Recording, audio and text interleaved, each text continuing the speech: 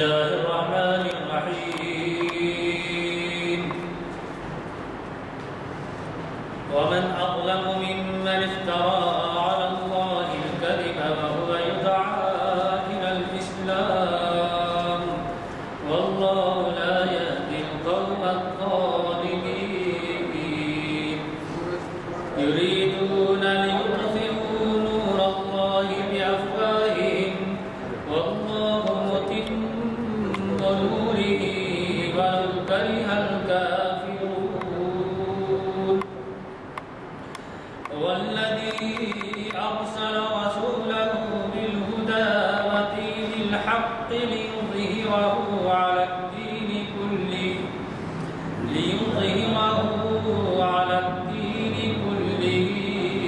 ولو كره المشركون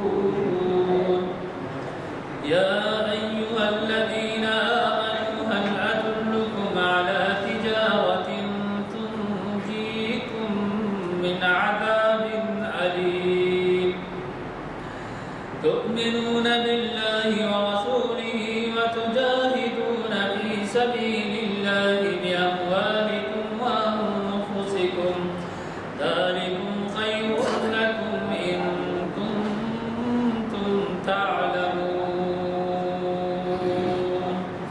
يغفر لكم ذنوبكم ويدخلكم جنات تجري من تحتها الأنهار ومساكن طيبة في جنات عدن ذلك الفوز العظيم صدق الله العظيم. حضرات اقبال شیخ کے جو حضرات ذرا دور بیٹھے ہیں شریف قریب آنا ہے تو بہتر ہے کیونکہ مخرج صاحب کو بھی سامنے کی کرسیاں خالی رہے تو وہ کتابت میں زور پیدا نہیں ہوتا.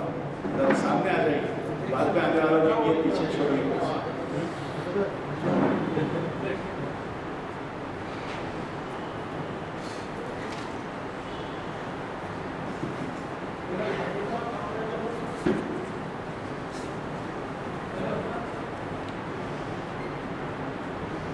حضرات السلام علیکم.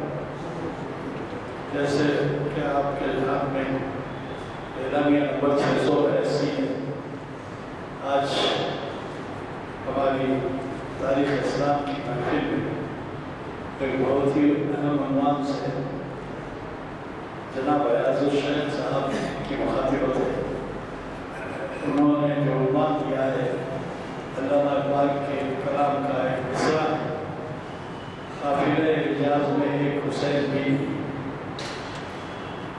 آپ کو تو اندازہ ہے کہ عنوان ہمیشہ مخرج تک چھوڑ دیتے تھے اور وہ حالات کا اور پس منظر کا خیال رکھتے ہوئے ہمیں عنوان دیتے.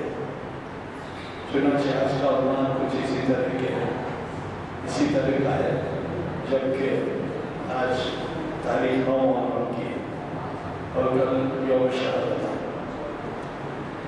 یہ تاریخ اسلام کی 795 نشست ہے.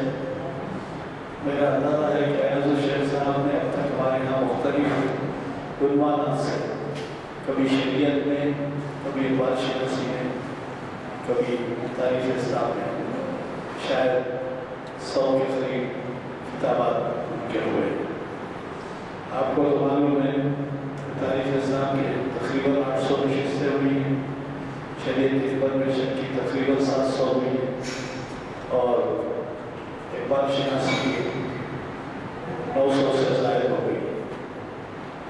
تو اس طرح سے ہمارے جو خطابات ہوئے تقریباً 2400 محافل میں 2400 محافل میں 100-150 محافل تو آپ نے مخاطب کی.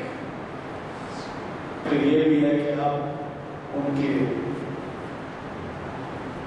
کتابات سے واقف ہونے کی بنا پر اندازہ لگا سکتے ہیں کہ وہ کافی تیاری سے آتے ہیں اور ہمیں وقت کی تنگی کی وجہ سے ایسے محسوس ہوتا ہے کہ ہماری پیاس نہیں بجھی ان کے خیالات کی تکلیف وہ نہ ہو سکی.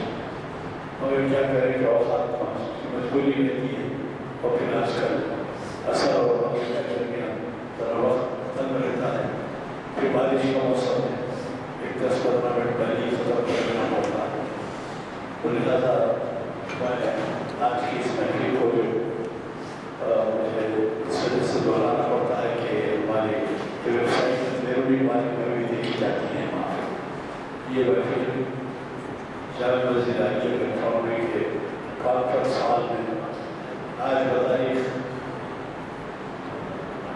9 محرم 1440 ہجری مطابق 30 سپٹمبر 2017 بروز ہفتہ منعقد ہو رہی ہے، اور اسے ہمارے قاضی مخرج جناب ایاز الشیخ صاحب، جیسے کہ میں نے پہلے کہا ہے، اور قابل اعزاز میرے حسین بھی، تو میں زیادہ آپ کا وقت نہیں ہو گئے، میں آج مخرج صاحب سے گزارش کروں گا کہ وہ تشریف آئے، البتہ اتنا ضرور آپ کو یاد دلا دوں کہ پیر کے دن یعنی کل پرسوں وہ بھی بڑے عالم ہیں، ان کا خطاب بھی بہت خاص ہوتا ہے، حافظ محمد نثار قادری صاحب شریعت انفارمیشن سروس کی 686ویں نشست مخاطب ہوئی ہے، اور وہ انہوں نے جو عنوان دیا ہے اعمال رحمت اور اعمال لعنت، لہٰذا مجھے گزارش ہے کہ پیر کے دن بھی آپ ضرور تشریف لائیں، چھٹی کا دن ہے، 2 اکتوبر ہے، ضرور و ضرور اپنے ساتھیوں کے ساتھ خصوصاً نوجوانوں کو لیتے ہیں۔ شیطان مردود کی اللہ سبحانہ و تعالیٰ سے اللہ کے نام کے ساتھ جو بھی کے ہم احباب نہایت رحمت ہوتی ہے، درود و سلام تاجدار مدینہ رحمت العالمین حضرت محمد مصطفیٰ صلی اللہ علیہ وسلم، اللہم صلی علی سیدنا محمد وعلی آل سیدنا محمد وسلم۔ محافل عالیہ کے روح رواں اور ہمارے رہنما ڈاکٹر غلام رستانی صاحب، ہمارے اس عظیم مسجد کے خطیب و امام مولانا شاہد صاحب، مولانا ان کے نائب مولانا ہدایت اللہ صاحب، محافل عالیہ کے کنوینر اور اس کی نشر و اشاعت کے ذمہ دار جناب شفیع صاحب اور جناب طاہر صاحب، جناب نورالدین صاحب، جناب اختر صاحب، اور بہت سارے معزز حاضرین، میں ان کے نام نہیں جانتا، آپ سب کی خدمت میں اور ساتھ ہی انٹرنیٹ کے ذریعے سے دیکھنے والے تمام سامعین اور حاضرین کی خدمت میں السلام علیکم ورحمۃ اللہ وبرکاتہ۔ اللہم ارنا الحق وارزقنا اتباعہ وارنا الباطل باطلا وارزقنا اجتنابہ، آمین یا رب العالمین۔ آج کا میرا جو عنوان ہے علامہ اقبال کے ایک شعر سے، شعر ہے، اس کا ایک مصرع ہے کہ قافلے اجاز میں حسین بھی نہیں۔ ہماری زندگیوں میں ہر سال محرم آتا ہے اور ہر سال ہم اسے دیکھتے ہیں، عام طور پہ جنوری رائج الوقت نیا سال ہے، لیکن اسلامی نیا سال محرم سے شروع ہوتا ہے، اور محرم الحرام میں بہت بڑے بڑے واقعات ہوئے تاریخ اسلام، اور ایک واقعہ یہ بھی ہے کہ اس میں نواسر رسول سید الشباب اہل الجنہ حضرت حسین رضی اللہ تعالیٰ عنہ کی شہادت ہوئی، اور شاید ہی کوئی مسلمان ایسا ہو جسے اس بات کا پتہ نہ ہو کہ اس مہینے میں حضرت حسین کی شہادت ہوئی۔ ہم سب اسے جانتے ہیں، ہر سال محرم الحرام میں باقاعدہ بچپن سے ہم دیکھتے آ رہے ہیں کہ 10 روزہ مجالس ہوتی ہیں، جس میں حضرت امام حسین رضی اللہ تعالیٰ عنہ کے مناقب، اور ان کے کارناموں پہ روشنی ڈالی جاتی ہے۔ آج کی اس گفتگو میں چونکہ یہ تاریخی عنوان ہے، تاریخ اور حالات حضرات دونوں پس منظر کو کرتے ہوئے ہم اس بات میں گفتگو کریں گے۔ تاریخی حقائق ہے، ہمیں پورا اختیار ہے کہ اس سے اختلاف کریں، کیونکہ مورخ عام طور پہ کہا جاتا ہے کہ بہت کم مورخ غیر جانبدار ہیں۔ عام طور پہ یہ کہا جاتا ہے کہ مورخ کا قلم، مورخ یا تو قلم اٹھا کے لکھتا ہے یا دبا کے لکھتا ہے۔ بہت کم مورخین نے اپنی زمین کی آواز میں لکھا، اور آج ہمارے اس ملک میں جو یہاں کے باشندوں میں ہندوؤں، مسلمانوں اور دیگر طبقات میں، خاص طور پہ ہندوؤں اور مسلمانوں میں جو منافرت، جو اختلاف ہیں، یہ انہی مورخین، انگریز مورخین کی کارستانی ہے کہ جنہوں نے تاریخ کو توڑ مروڑ کر یہاں کے باشندوں کو آپس میں لڑا دیا۔ انہوں نے مسلمانوں سے حکومت چھینی تھی، اور انہیں اندازہ تھا کہ اس قوم سے ہم نے حکومت چھینی ہے، اور مسلمانوں کو بھی یہ پتا تھا کہ یہ قوم غاصب ہے۔ اس خطرے کے پیش نظر انگریزوں نے یہ پالیسی اپنائی کہ یہاں کی رہنے والی اکثریت جو ہے، جو ہندو قوم ہے، اس کے دل میں مسلمانوں کے تعلق سے نفرت کے بیج بوئے جائے تاکہ یہ آپس میں لڑے اور ہمارا اقتدار باقی رہے۔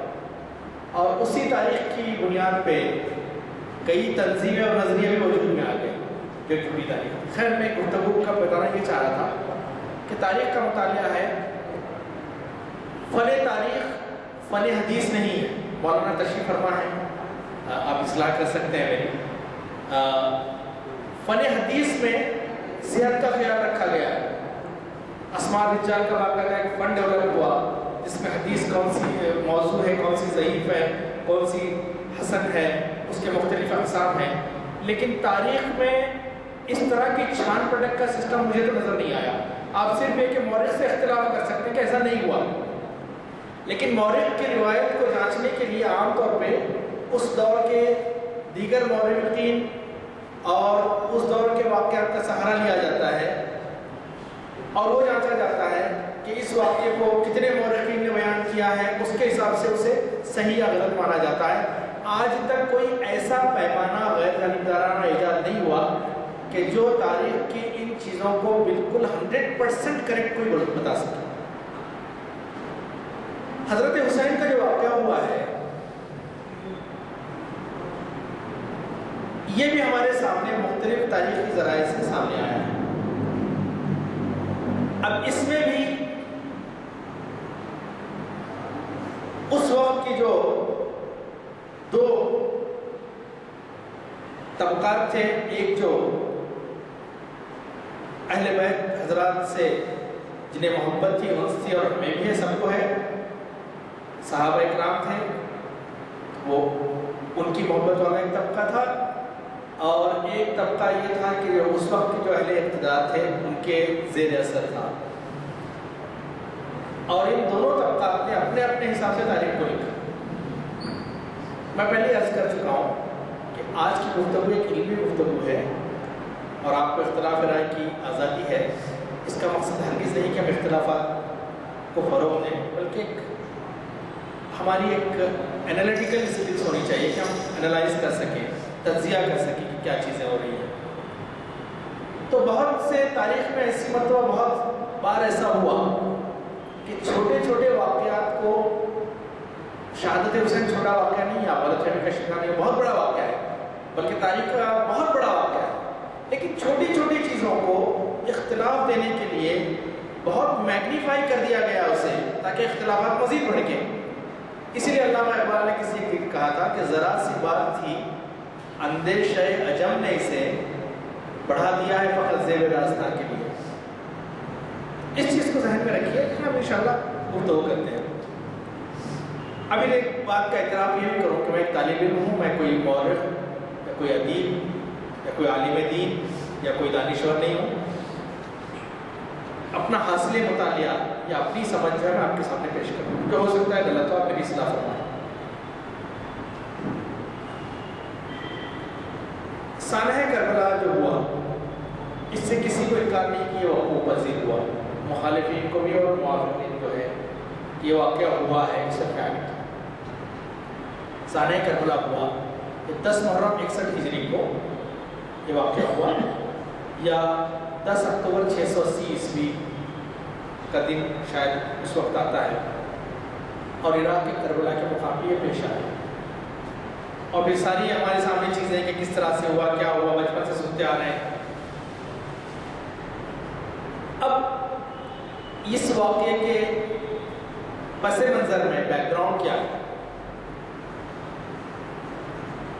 اللہ کے رسول صلی اللہ علیہ وسلم کے اس دنیا سے پردہ فرمانے کے بعد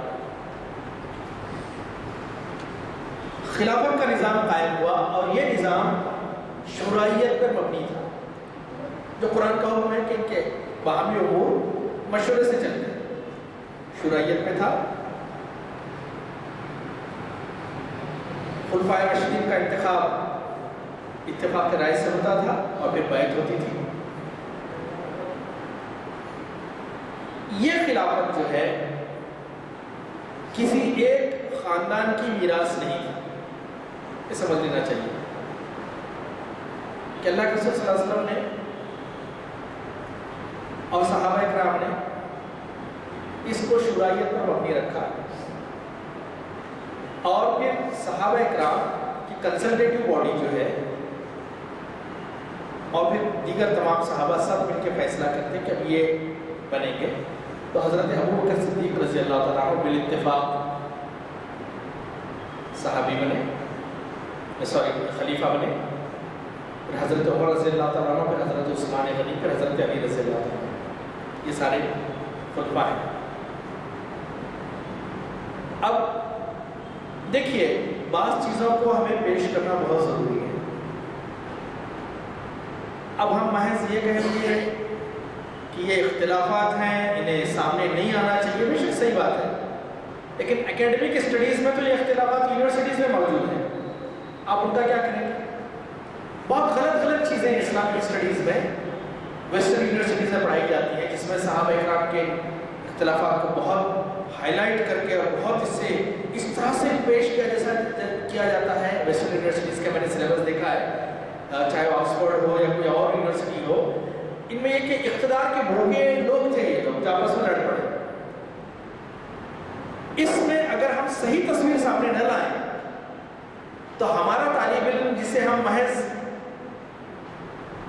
اس لیے اس چیزوں کو چھپا کے رکھتے ہیں کہ یہ نہیں ہو، تو وہ لازماً استفادہ اس سے کرے گا اور اس کے ذہن میں مزید بگاڑ پیدا ہوگا۔ تو ہمارے لیے ضروری ہے کہ ہم صحیح چیزیں احسن انداز سے عوام الناس، خاص طور پر نوجوان نسل کے سامنے لائیں اور انہیں بتائیں کہ اصل میں واقعات یہ تھے۔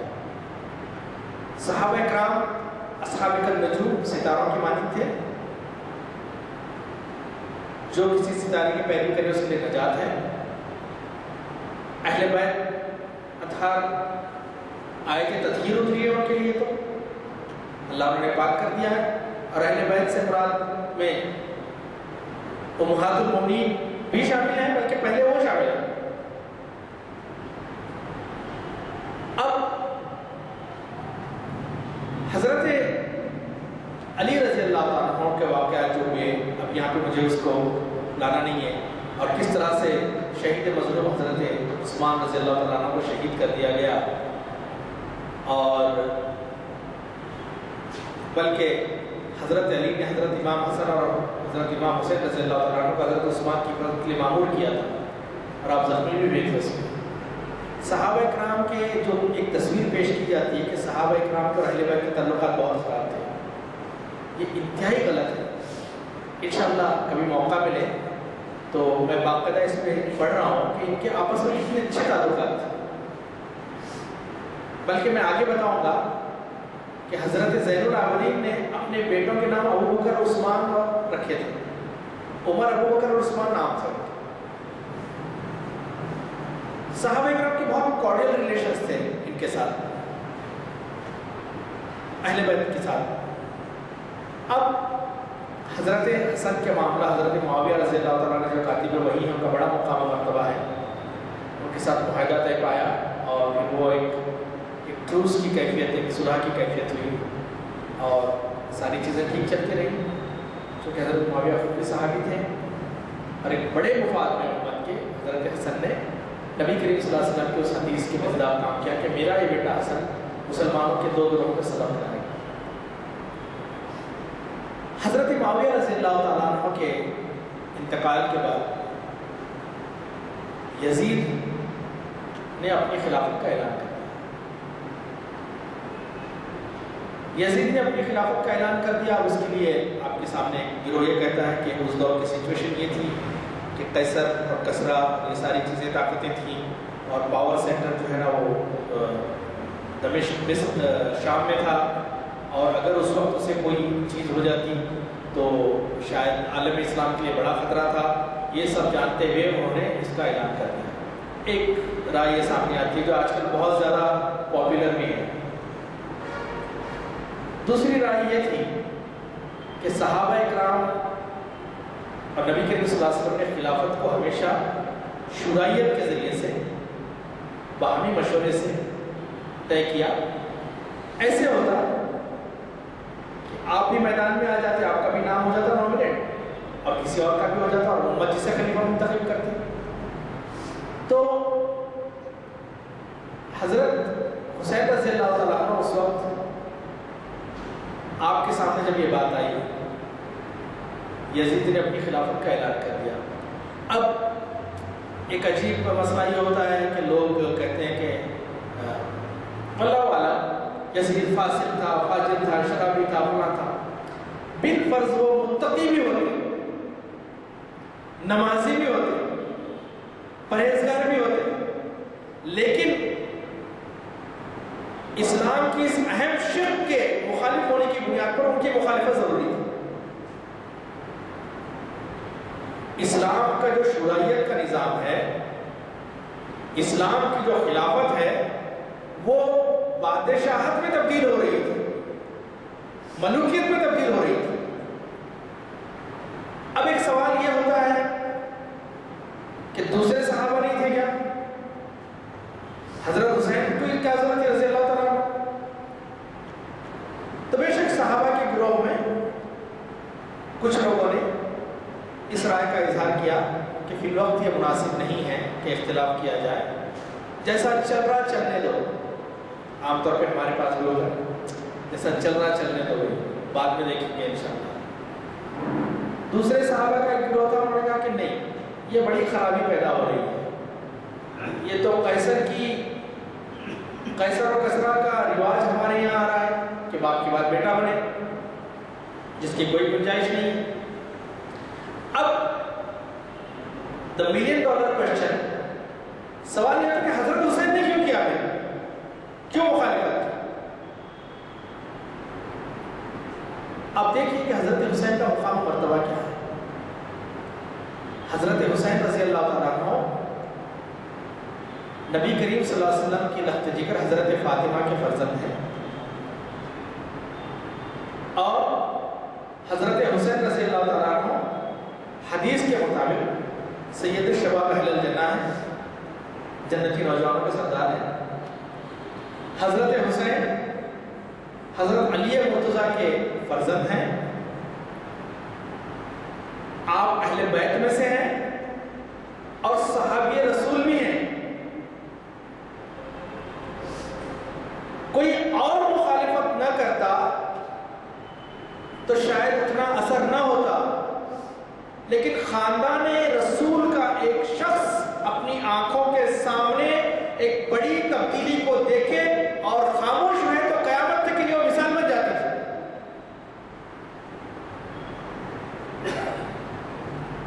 خلافت ملوکیت میں تبدیل ہو گئی، حضرت حسین خاموش رہے،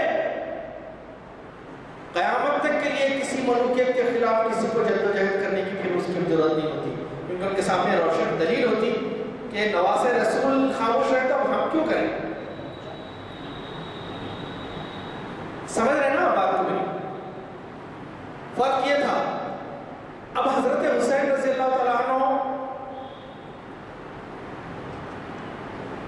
نے صحابہ اکرام سے مشورہ کیا، گفتگو کی کہ بھائی ایک بڑی تبدیلی آ رہی ہے اور یہ حالات ٹھیک نہیں ہے، اس طرح سے نہیں ہونا چاہیے، کیا کچھ کیا جائے؟ صحابہ اکرام نے مشورہ دیا کہ آپ ایسے کیجئے، جن میں حضرت عبداللہ بن زبیر ہیں، انہوں نے تجویز کی کہ آپ یہاں پہ اپنی خلافت کا اعلان کر دیجئے، تاریخ کے مختلف کتابوں میں آپ خلافت کا اعلان کر دیجئے اور پھر اس کے بعد ہم سب آپ کا ساتھ دیں گے۔ اور حضرت حسین نے کہا کہ نہیں، میں خون خرابہ نہیں چاہتا، میں خلافت کا اعلان کر دوں گا۔ بعض حضرات آج کل بہت ہی گستاخانہ واٹس ایپ پہ میسیجز آ رہے ہیں، سوشل میڈیا پہ، جس میں نعوذ باللہ ثم نعوذ باللہ حضرت حسین کو اقتدار کا موقع بتایا گیا۔ بڑی کوفت تھی مجھے، اگر حضرت حسین رضی اللہ تعالیٰ عنہ کو اقتدار کا ذرا بھی ہوس ہوتی نعوذ باللہ، تو آپ مکہ اور مدینے میں اعلان کر دیتے اپنی خلافت کا، اور کون سا مسلمان ہے جو ان کا ساتھ نہیں دیتا اس وقت؟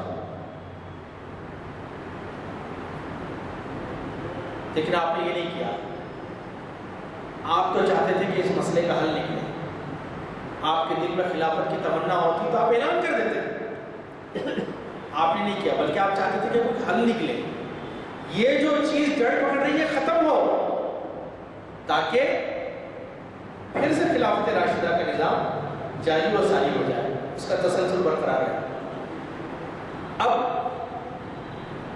اس دوران کوفہ کے لوگوں نے، جیسے کہ تاریخی روایت ہے، آپ آئیے یہاں پر، یہاں بیٹھ کے، تو آپ نے بھی کہا کہ میں بھی چلتا ہوں وہاں پر، اور پھر وہاں سے بیٹھ کے نیگوشیٹ کیا جائے، بات چیت کیا جائے۔ اور ایک گروہ جو یہ کہتا ہے کہ حضرت حسین رضی اللہ تعالیٰ عنہ کوفہ یزید کی بیعت کے لیے گئے تھے، وہ بھی غلط ہے۔ حضرت امام حسین رضی اللہ تعالیٰ عنہ کے خطبات سے، ان کی تقاریر سے جو تاریخ کی چیزیں ثابت ہوتی ہیں، وہ یہ چاہتے تھے کہ بات چیت ہو اور امت کا اجماع جس چیز پہ ہو اس چیز کو ہم نافذ کریں گے، اس شخص پہ راضی ہو تو اس کو خلیفہ بنائیں گے۔ اب حضرت عمرو بن عبد الرحمن عبداللہ بن عباس رضی اللہ تعالیٰ عنہ صاحب نے مشورہ کیا کہ کوفہ میں چونکہ یزید کی حکومت ہے اور وہاں کے لوگ قابل اعتبار نہیں ہیں، بہتر ہے آپ مت جائیے وہاں۔ تو انہوں نے کہا کہ نہیں، کیا کریں گے، جان ہی میری لے لیں گے۔ تو حسین نے کہا کہ میری جان ہی لے لیں گے نا، اور پھر بقول شاعر کہ جان دی ہوئی اسی کی تھی، اب تو یہ ہے کہ خدا نہ ہوا، مسلمان تو پیدا ہی ہوتا ہے اللہ کی راہ میں مرنے کے لیے، زندگی کا مقصد یہ ہوتا ہے کہ اللہ کی راہ میں شہید ہو، اور جس کے دل میں اللہ کی راہ میں شہادت کی دھڑک نہ ہو وہ نفاق کی خصلتوں میں سے خصلت میں ہے۔ حضرت حسین رضی اللہ تعالیٰ عنہ نے حضرت عبداللہ بن عباس نے ایک اور تجویز پیش کی، آپ یمن چلے جائیے۔ تو نے کہا کہ میں بھاگ کے کیوں جاؤں، میں فیس کروں گا۔ اب ظالم و جابر دو ہی چیزوں کا ڈر دکھاتے ہیں، یا تو ڈر دکھاتے ہیں کہ آپ کو قید کر لیا جائے گا یا آپ کو جان سے ختم کر دیا جائے گا۔ اور اہل ایمان، چاہے وہ امام احمد بن حنبل ہوں، چاہے حضرت حسین ہوں، انہوں نے ہمیشہ اس چیز کی کبھی پرواہ نہیں کی، کیونکہ انہیں پتا ہے جو کچھ بھی ہو رہا ہے اللہ کی مشیت سے ہوگا، اللہ کی مرضی شامل ہوئے بغیر کوئی کچھ نہیں کر سکتا، کوئی ظالم ہمارا بال بیکا نہیں کر سکتا بغیر اللہ کی مرضی۔ حضرت حسین رضی اللہ تعالیٰ عنہ کوفہ کے لیے روانہ ہوئے، اور راستے میں ایک شاعر فرزوق ملا، اور اس نے پھر درخواست کی کہ آپ ایک رانگ ڈیسیشن ہے آپ کا، ایک غلط ڈیسیشن ہے کہ آپ جا رہے ہیں وہاں پر، بہت خطرہ ہے، بہت رسکی ہے۔ تو حضرت حسین کے تاریخ میں یہ الفاظ ہیں، اور اس نے کہا اہل کوفہ کے بارے میں، اس شاعر جس کا نام فرزوق ہے، اس نے کہا کہ لوگوں کے دل آپ کے ساتھ ہیں اور تلواریں بنی امیہ کے ساتھ ہیں۔ لوگوں کے دل آپ کے ساتھ ہیں، تلواریں بنی امیہ کے ساتھ ہیں، قضائے الہی آسمان۔ حضرت عمر، حضرت امام حسین رضی اللہ تعالیٰ عنہ اپنی فیملی کے ساتھ، جس میں چھوٹے شیخ اور بچے بھی شامل تھے،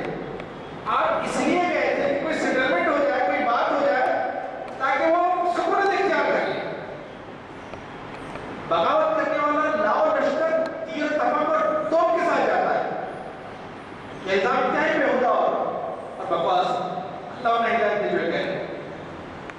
حضرت حسین رضی اللہ تعالیٰ عنہ کو جب پتا چلا، واقعات ہیں کہ اب یزید اور ابن زیاد اور یہ سارے لوگ آپ کو قتل کرنے میں تلے ہوئے، شہید کرنے میں تلے ہوئے، اور وہ چاہتے ہیں کہ آپ کا نام و نشان مٹ جائے، تو آپ نے ایک خطبہ دیا جسے تاریخ کی مختلف کتابوں میں درج کیا گیا ہے۔ بیضا کے مقام پہ آپ نے خطبہ دیا اور اپنے مقصد کی وضاحت کی۔ آپ نے اپنے مقصد کی وضاحت کی۔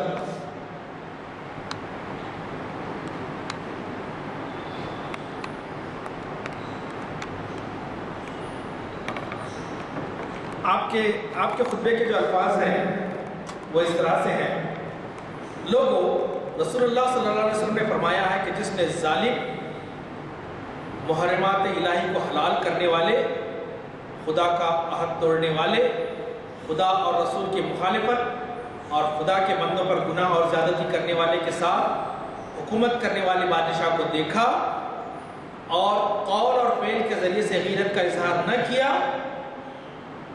تو خدا کا حق ہے کہ اس شخص کو اس بادشاہ کے ساتھ دوزخ میں داخل کر دے۔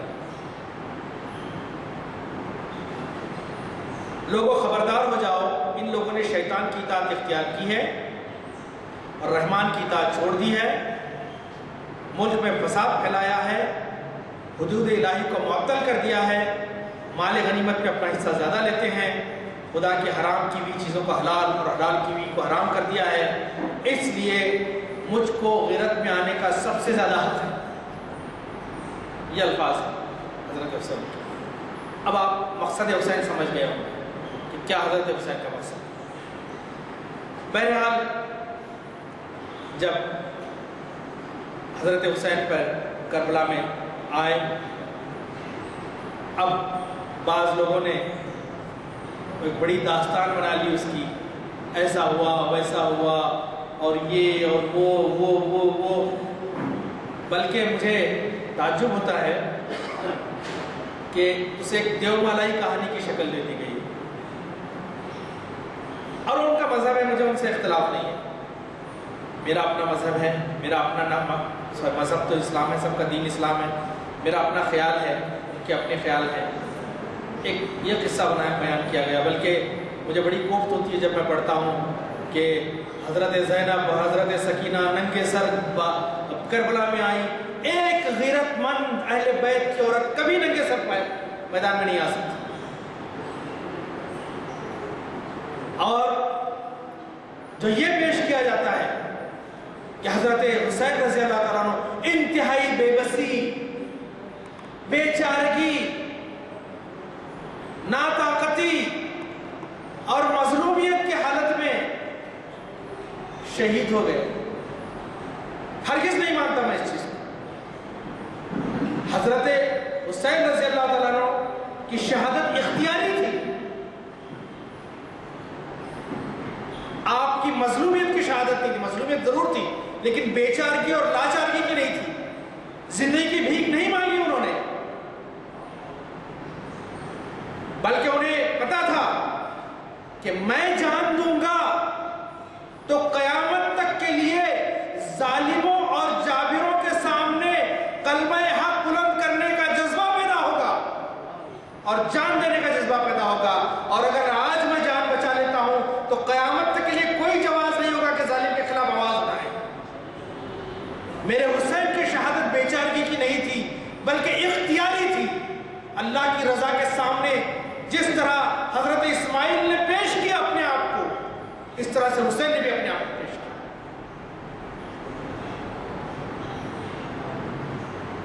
حضرت حسین نے کربلا کے میدان میں خطاب کیا،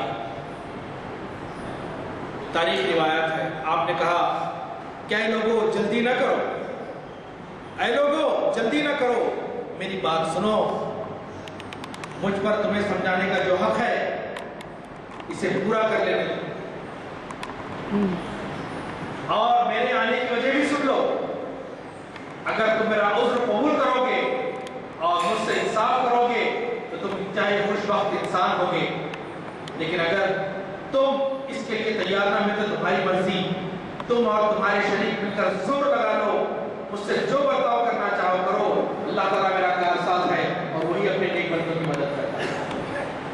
ये हज़रत हुसैन का खुतबा करबला के मैदान में है, इसे मुख्तलिफ तारीखी किताबों में नकल किया गया है। अब हज़रत हुसैन शहीद हुए और फिर उसके बाद के वाक़यात हैं, किस तरह से हुए अहले बैत के फिर लोग किस तरह से मदीना मुनव्वरा वापस आए। एक तारीख का एक बहुत बड़ा हिस्सा है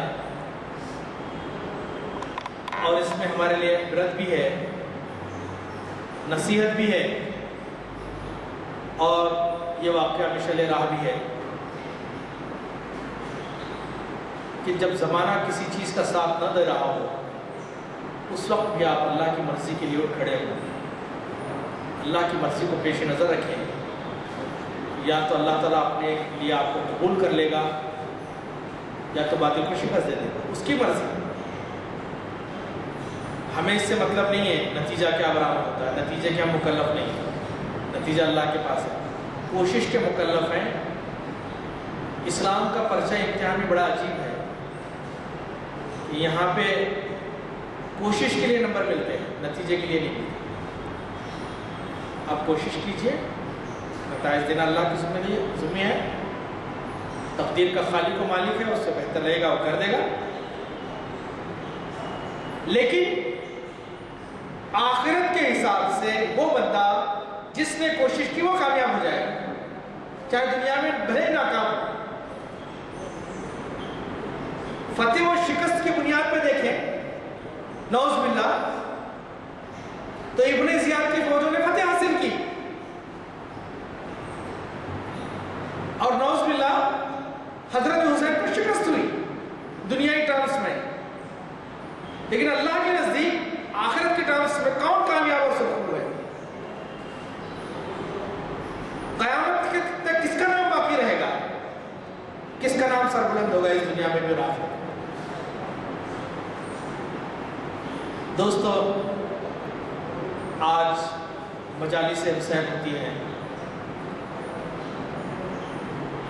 हज़रत हुसैन के बना के बयान किए जाते हैं,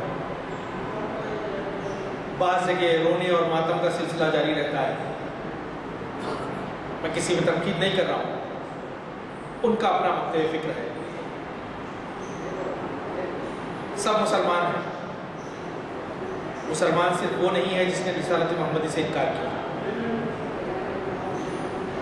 बाकी आखिरत में मामला तय होंगे अल्लाह के सामने, कौन रास्त था कौन नहीं था, दुनिया के हिसाब से हम सब मुसलमान हैं और इस चीज़ को इख्तिलाफ राय का सबब भी नहीं बनाना चाहिए। अलबत्ता व तवासुब बिल हक़ व तवासुब बिस सब्र का सिलसिला जारी रहना चाहिए। जो चीज़ मुझे अच्छी लगी, पसंद आई, कुरान हदीस के हिसाब से मैं उसे पेश कर रहा हूँ, ये हमारा एटीट्यूड होना चाहिए। आज बड़ी खुशी होती है मुझे जब ये बात की जाती है कि बैनुल मज़ाहिब डायलॉग होना चाहिए, इंटर रिलीजियस डायलॉग, बहुत अच्छी बात है। लेकिन मुझे इस वक्त इंटर मसलकी डायलॉग की ज़्यादा ज़रूरत महसूस है, मसलकों के दरमियान डायलॉग की ज़्यादा ज़रूरत है। आज आपस में एक दूसरे से बात करें, आपस में एक दूसरे से बात करें, इख्तिलाफात हैं, कॉमन मिनिमम प्रोग्राम की बुनियाद पे लोग कहाँ से कहाँ पहुँच गए। क्या कुरान हदीस की बुनियाद पे हम लोग एक नहीं हो सकते? सही कह रहा हूँ? कुरान हदीस कितनी बड़ी बुनियादें हैं। अल्लामा इक़बाल कहते हैं मनफियात एक है, इस कौम का नुकसान भी है, एक ही सबका नबी, दीन भी, ईमान भी है, हरम पाक भी, अल्लाह भी, कुरान भी है, कुछ बड़ी बात थी होते थे मुसलमान भी एक, फिरका बंदी है कहीं और कहीं जाते हैं, क्या ज़माने में फिर अपने की यही बातें हैं? अल्लामा इक़बाल ने कही है। आज अस्मा हुसैनी अपनाने की ज़रूरत है, अपने अंदर शुजाअत, बेबाकी, हक़ के लिए बोलना, ये चीज़ें अपने अंदर पेश करो। इसीलिए अल्लामा इक़बाल ने कहा था कि निकल कर खानकाहों से अदा कर रस्म शब्बीर, वजीफे, जिक्र अस्कार, इसकी बड़ी अहमियत है। ذکر و اذکار سے بندہ اپنے اللہ کے قریب ہوتا ہے، لیکن ذکر کب؟ مادی اعتبار سے، دنیائی اعتبار سے، اسباب کی دنیا کے سارے اسباب اکٹھا کرو، جمع کرو، اللہ کی راہ میں نکلو اور پھر ذکر کے ذریعے سے اس کی قربت حاصل کرو، دعا کرو۔ مصر میں اسرائیل کے طیارے حملہ کرنے پہ تلے ہوئے تھے اور جامعہ ازہر میں کہا کہ آیت کریمہ کی پڑھی جائے، آیت کریمہ پڑھو۔ آیت کریمہ کی اپنی اہمیت ہے، یہ آپ کو سپورٹ کرنے کے لیے ہے، ایک ایک لفظ آپ کو ڈھارس بناتا ہے۔ کہاں؟ گوشہ عافیت میں نہیں، میدان میں ڈھارس بناتا ہے آپ کو۔ دعا کی انگریزوں کے توپوں میں کیڑے پڑ جاؤ، نہیں ہونے والا ہے یہ۔ صحابہ اکرام کی تعریف رومی جاسوس نے کیا کی تھی؟ What are the qualities of this companion of the Prophet? He said, اس نے کہا رہبان اللیل و فرسان النہار، دن کے شہ سوار ہیں، گھوڑے کی پیٹھ سے اترتے نہیں ہیں دن میں، اور رات میں اللہ کے سامنے ایسے گڑ گڑاتے ہیں جیسے راہب گڑ گڑاتا ہے۔ کٹی ہوئی بکری جس طرح سے صبح ہونے پہ چیختی ہے اس طرح سے وہ چیختے ہیں اللہ کے سامنے۔ میدان میں آؤ، پیش کرو۔ وقت کا نبی جس کے ایک اشارے پہ اللہ سبحانہ وتعالیٰ دنیا کو کیسے کیا کرتا تھا، کر سکتا تھا۔ ہمارے آقا و دو جہاں، ہمارے آقا و مولا حضرت محمد مصطفیٰ صلی اللہ علیہ وسلم 313 کو لا کے کھڑا کر دیتے ہیں، کرتے ہیں کہ اللہ تعالیٰ میرے بس میں جو تھا میں نے کیا، تو کر۔ اپنے بس کی بھی ساری ذمہ داری اللہ کے حوالے کر کے کس منہ سے کہتے ہیں؟ نہ ہمارے بینک بیلنس پہ آنچ آئے، نہ ہمارے گھر پہ آنچ آئے، نہ ہمارا کوئی نقصان ہو، اور پھر ساری چیز ہو بھی جائے۔ پچھلی باری میں نے کہا تھا کہ گرمیوں کے دنوں میں مٹکا خریدتے ہیں نا، اسے بجا کے دیکھتے ہیں ایک کریک تو نہیں ہے کہیں، کیونکہ کریک مٹکے میں پانی ٹھنڈا نہیں ہوتا، تو اللہ آپ کو منصب امامت پہ ایسے ہی فائز کر دے گا، جنت کا حقدار ایسے ہی بجائے گا، ٹھوک پاڑ کے نہیں دیکھے گا۔ اور ذرا مصائب آئے تو واویلا چیخ پکار، کیا ہو رہا ہے، ہمارے ساتھ ہو رہا ہے، کیوں ہو رہا ہے؟ کبھی غور بھی کیا کہ اللہ کی نصرت کو اس چیز متوجہ کر سکتی تھی کہ ہم میں وہ خصلتیں ہیں، کیا وہ مسائل ہیں؟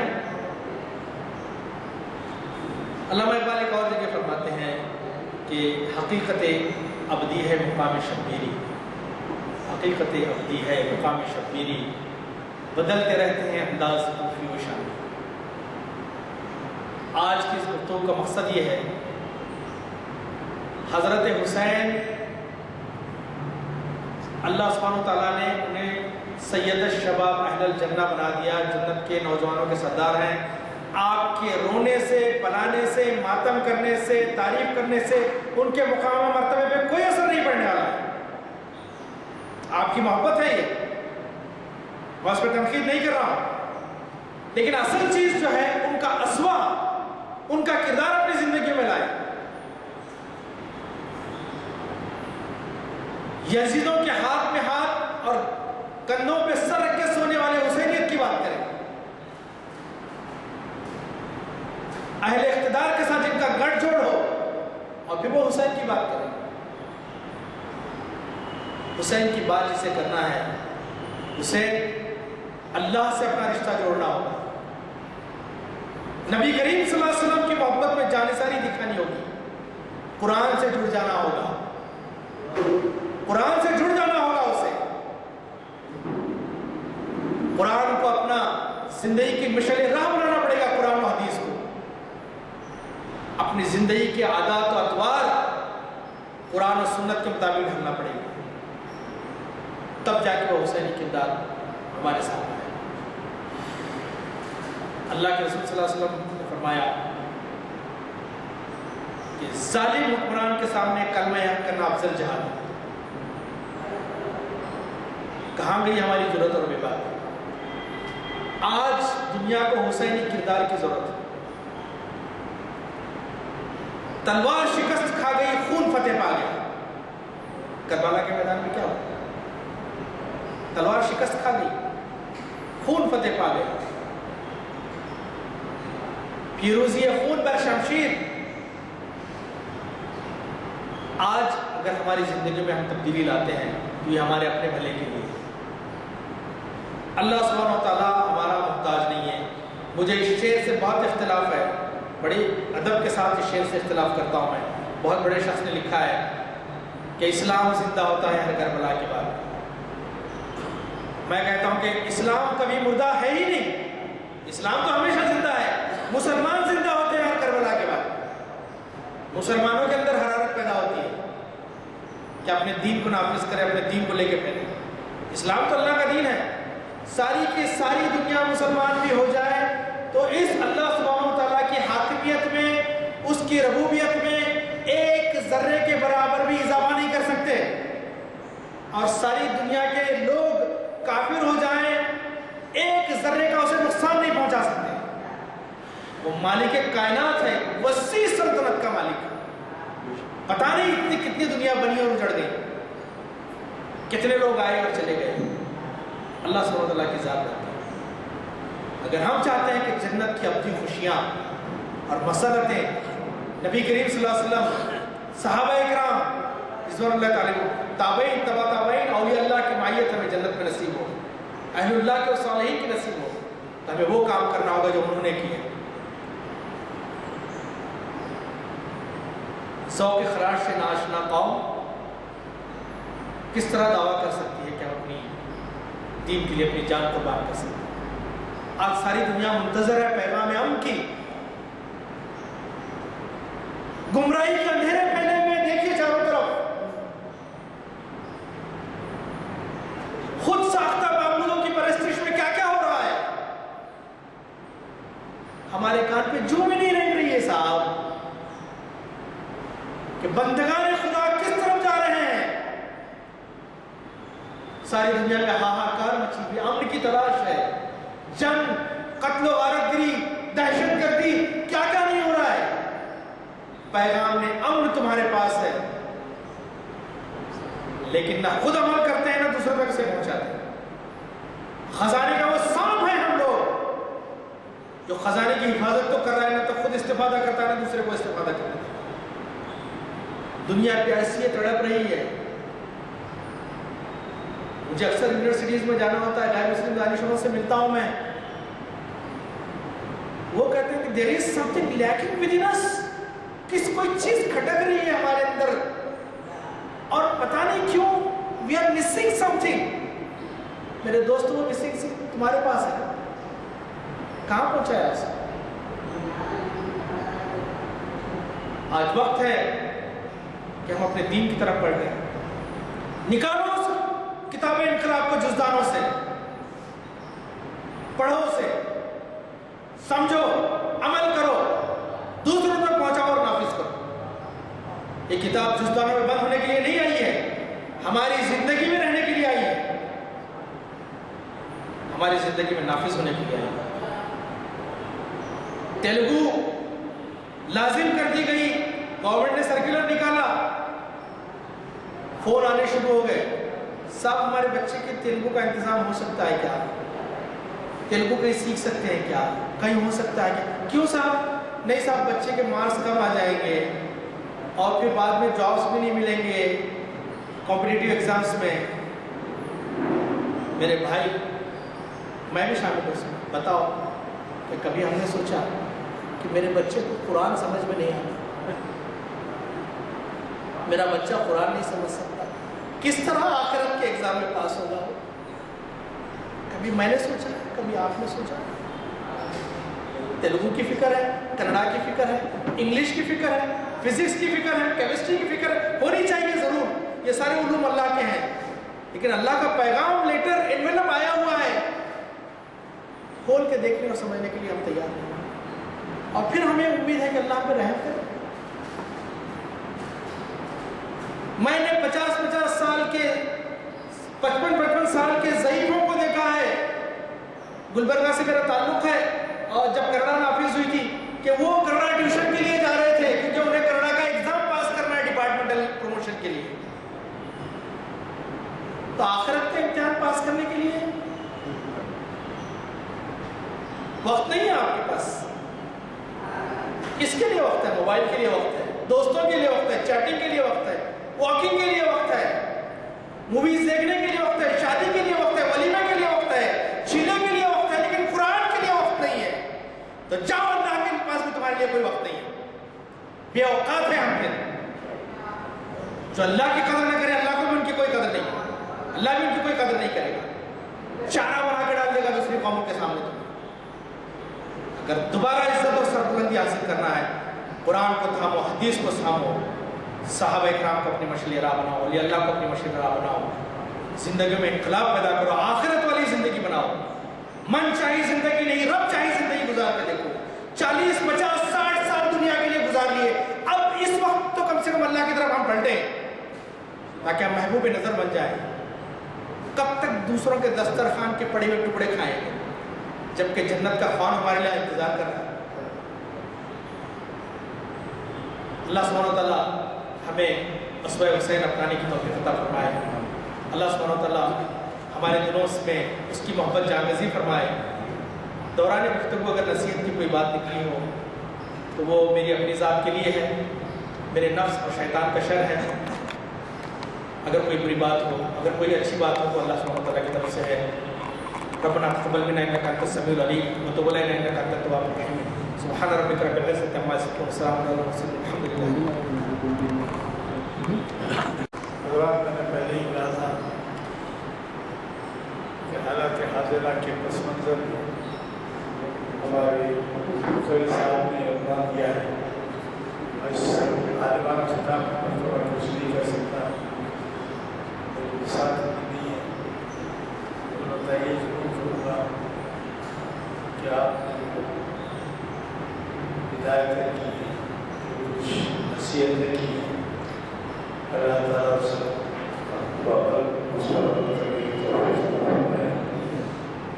चूँकि दुआ हो चुकी है, ये व्यक्ति साहब सवाल करना चाहें तो कर सकते हैं, वरना चूँकि दुआ हो चुकी है मैं बर्दाश्त करता हूँ। बताइए ये गुजारिश है कि जैसे मैंने कहा है, आमाल रहमत और आमाल लानत ये बहुत अहम बात है। और आलमी में हाफ़िज़ मोहम्मद इसाक़ खान जिनके खिताब से यहाँ पर शरीयत पर सर्विस की पहली नशिस्त का आगाज़ हो, और ये 686वीं नशिस्त है। मैंने तकरीबन 8-9 साल पहले